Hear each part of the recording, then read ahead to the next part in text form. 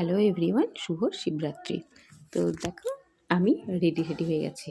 আর হ্যাঁ, যখন পূজা টুজা করি আমি, উপোস টুপোস করি, তো চেষ্টা করি একটু মানে যাতে সেজে গুজে, সারা বছর তো একরকমই থাকি, যাতে একটু সেজে গুজে ঠাকুর পুজো করতে তার নিজেরও ভালো লাগে আর পুজো করতেও ভালো লাগে।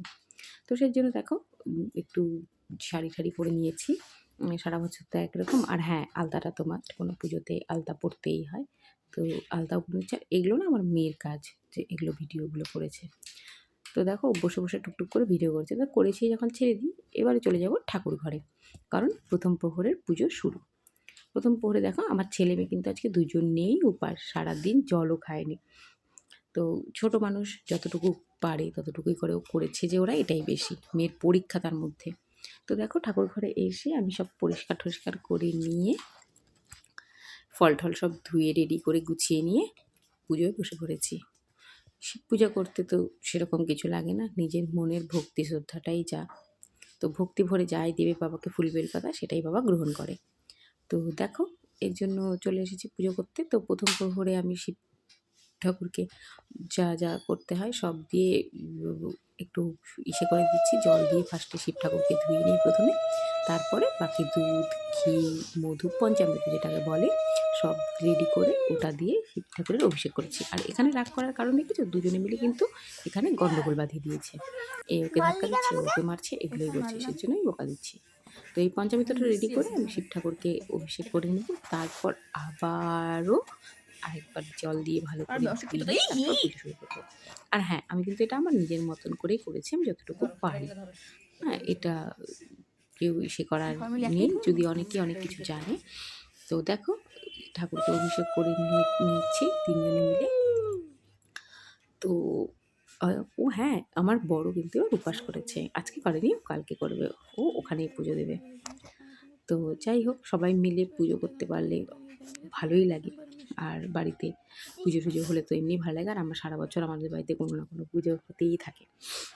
তো দেখো, জল দিয়ে শিব ঠাকুরকে সুন্দর করে স্নানটা করিয়ে দিলাম। এবারে আমি ঠাকুরকে তুলে পরিষ্কার করে নিয়ে আবার তারপর রেডি করবো যে প্রথম প্রহরের পুজোর জন্য। তো প্রথম প্রহরে দেখো, জল আর দুধ দিয়েই কিন্তু পুজো হবে। তো প্রথম প্রহরে পুজো শুরু হয়ে গেছে। আর প্রথম প্রহরে জল, দুধ আর এসে, আর ছেলে মেয়ে যেহেতু একবারই দেবে, ওদেরকে পুরোটা একবারেই দিয়ে দিয়েছে, ওরা একবারই করেছে। জল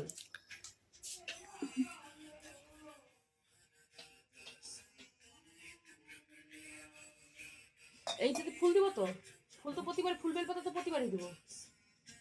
চন্দন পাতা থাকে, আয় বাবা চুপ করবি, দাঁড়া এখনই চলে যাবে।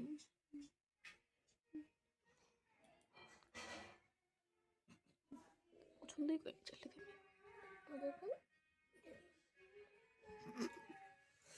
আচ্ছা,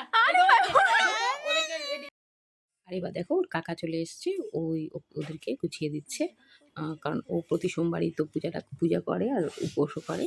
তো ওদেরকে এই পঞ্চামৃত যেহেতু যেগুলো যেগুলো দিতে হয়, দুধ, ঘি, মধু একবারে দিয়ে একবারেই বানিয়ে দিচ্ছে, যাতে ওরা একবারেই ঢেলে দিতে পারে।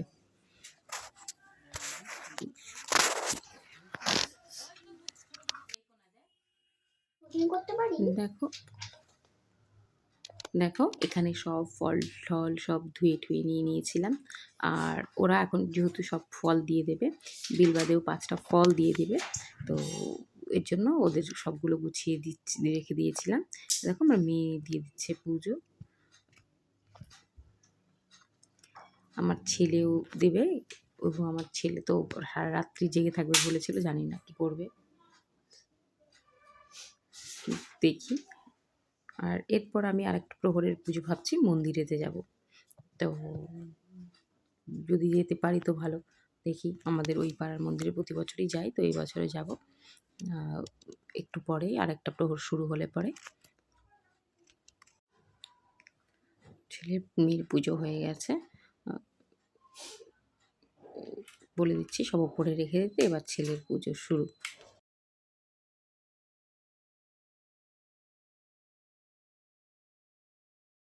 যেভাবে যেভাবে করেছে সেভাবে দিচ্ছে। ও আর কি প্রতিবারই দেয়। আর ও হচ্ছে মাঝে, মাঝে সোমবার করে এসেও ঘরে জল-টল ঢেলে যায়। ওর যখন ইচ্ছা হয় তখনই ঠাকুর ঘরে এসে পুজো করে দিয়ে যায়।